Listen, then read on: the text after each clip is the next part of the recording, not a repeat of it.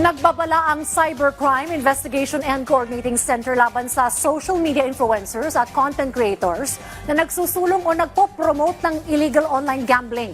Yan ang ulat ni Harley Valbuena. I'm constrained to give them up till today, the end of the day, para sila nang magkusa na tanggalin na ho, tigilan yung pagpopromote ng mga illegal online gambling sites. Starting next week ho, CICC will take action. Ito ang ibinigay na palugit ng Cybercrime Investigation and Coordinating Center sa social media influencers at content creators na nagpo-promote ng illegal online gambling. Ito ay bahagi ng pinaigting na kampanya upang buwagin ang talamak na operasyon ng illegal online gambling sa bansa. Para sa mga influencer na hindi susunod sa deadline, ang unang magiging aksyon ng CICC, padadalan sila ng notice to explain at bibigyan ng 5 araw para sumagot. At kung hindi makukontento ang CICC sa kanilang paliwanag, sasampahan na sila ng kaso. The law does not require na merong number of viewers, correct?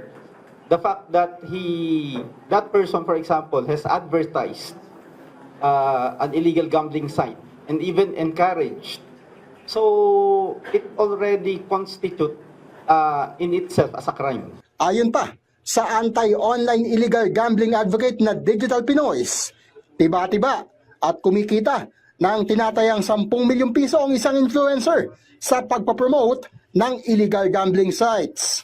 If we're going to base doon sa lifestyle na pinoproject nila, they could be earning around 10 million pataas eh.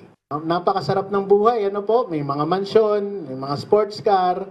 Sa ngayon ay may natukoy na ang CICC na mahigit 150 websites na posibleng ginagamit sa illegal na sugal. Mayroon ding 20 malalaking influencers ang kanilang binabantayan, ngunit hindi muna sila papangalanan. Ibinabala naman ng CICC na kahit patumugon ng influencer sa deadline ngayong araw, hindi ito nangangahulugang otomatiko na silang absuelto. Ito ay lalo na kung ang illegal gambling sites ay matutuklasang may mga nabiktima sa posibleng manipulasyon o pandaraya. One of the dangers of illegal online gambling is hindi natin nare-regulate. Ibig sabihin, hindi natin malalaman kung na-manipulate din yung gambling nila, na-manipulate yung results, na-manipulate yung mechanism ng gambling nila. Hindi na nila ma-cash out yung mga napanalunan nila. After nila manalo, ni-restrict yung access nila dun sa platform, so hindi na nila makuha yung winnings nila.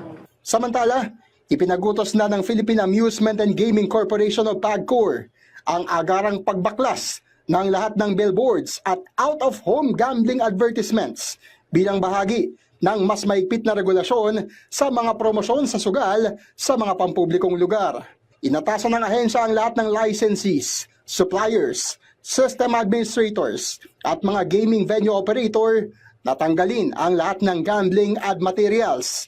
Kabilang na ang mga nakadisplay sa mga tren, bus, jeep at taxi.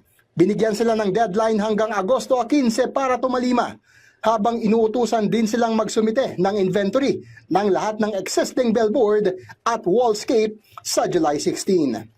Harley Valbuena para sa Pambansang TV sa Bagong Pilipinas.